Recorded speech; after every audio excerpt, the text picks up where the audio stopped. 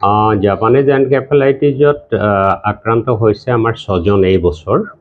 এপ্ৰিলৰ পৰা ছেপ্টেম্বৰলৈ Japanese encephalitis হয় সাধাৰণতে, আৰু আমাৰ চব জেগাতে হয়। যোৱা বছৰ আমাৰ 47 কেছ হৈছিল, তাৰে 2গৰাকী ঢুকাইছিল। এইবাৰ 6গৰাকী কেছ হৈছে, 6জন। তাৰে আমাৰ ঢেকীয়াজুলি BPHCত 2জন, আমাৰ বালিপাৰা BPHCত 2জন, বিহগুৰিত 1জন, আমাৰ ব্লক PHC ৱাইজ কৈছোঁ, আৰু আমাৰ নৰ্থ জামুগুৰি ব্লক PHCত 1জন। তাৰে আমাৰ ঢেকীয়াজুলিৰ এগৰাকী অৰিয়ণ্টলীৰ 51 ইয়াৰ্ছ উৰ্বশী প্ৰধান বুলি তেখেত ঢুকাইছে GMCHত, আৰু জাকিৰুল ইছলাম বুলি এগৰাকী চিঙিতলীৰ 10 বছৰীয়া শিশু, তেওঁ যোৱা 25 তাৰিখে প্ৰথম ঢুকাইছে।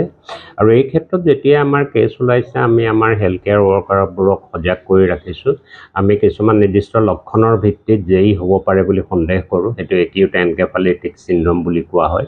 সেই ধৰণৰ কেছবোৰ আমাৰ হস্পিটেললৈ আমি লৈ আহোঁ। আমাৰ আশা ৱৰ্কাৰ সষ্টম হৈ আছে, আমাৰ ANMবোৰ সষ্টম হৈ আছে। জ্বৰ হ'লে তেওঁলোকে হোম ভিজিট কৰি সেই ব্যৱস্থা লয়, আৰু ডাক্তৰে পৰীক্ষা কৰি নিৰ্ধাৰণ কৰে। যদি যেই হয় তেওঁলোকক হস্পিটেলাইজ কৰা হয়, হৈ পেলাই নিৰ্দিষ্ট চিকিৎসা দিয়া হয়। যেইৰ যদিও নিৰ্দিষ্ট চিকিৎসা নাই, খালি তেওঁলোকক ছাপৰ্টিভ ট্ৰিটমেণ্ট, যিটো আমাৰ ট্ৰিটমেণ্ট যেনেকুৱা চিডুল আছে, সেইটো কৰা হয়। দ্বিতীয়তে, মহে যিহেতু এই বেমাৰটো ইজনৰ পৰা সিজনৰ মানুহৰ দেখালে আনে, গাহৰিৰ পৰা বা চৰাই দেহৰ পৰা।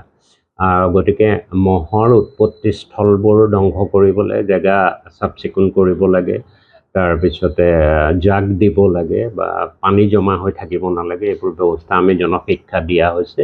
তাৰ লগতে পাৰ্চনেল প্ৰটেক্টিভ গিয়েৰ্ছ আমি ইউজ কৰিব লাগে, যেনে দীঘল চোলা পিন্ধিব লাগে। দিনত শুওঁতেও আমি আঁঠুৱা দি শুব লাগে, ৰাতিও আঁঠুৱা দি শুব লাগে। আৰু পাৰিলে আমি দেহাত যিবিলাক এক্সপ'জ হৈ থাকে, হাত ভৰি, এইবোৰত অড'মছ বা তেনেকুৱা কিছুমান মহে খাব নোৱাৰা বস্তু বজাৰত কিনিবলৈ পায়, সেইবোৰো যিসকলে পাৰে ব্যৱহাৰ কৰিব লাগে।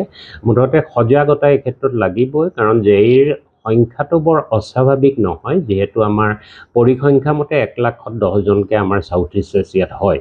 যিহেতু আমাৰ 13 লাখ পপুলেশ্যন আছে, গতিকে সেই কথাত ঠিকেই আছে। কিন্তু আমি হোৱাটো নিবিচাৰোঁ, কাৰণ এই বেমাৰটোৰ নিৰ্দিষ্ট চিকিৎসা নাই। বেমাৰটোৰ 30% মানুহে মৃত্যুমুখত পৰে, আৰু বাচি থকাৰো 30ৰ পৰা 50%ৰ কিবা নিউৰলজিক ডেফিচিট। কোনোবাই ধৰক মাত ক'ব নোৱাৰা হ'ল, কোনোবাই চকুৰে নেদেখা হ'ল, কোনোবাৰ হাত ভৰি পেৰালাইচিছ হৈ থাকিল। গতিকে এই ধৰণৰ ঘটনা হয়। সেইকাৰণে আমি সকলোকে সজাগ হৈ থাকিবলৈ আহ্বান জনাইছোঁ।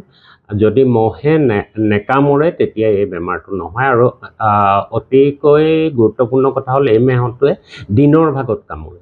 যিকোনো খবৰৰ বাবে যোগাযোগ কৰক 7099017330, লগতে 7099017110 নম্বৰত।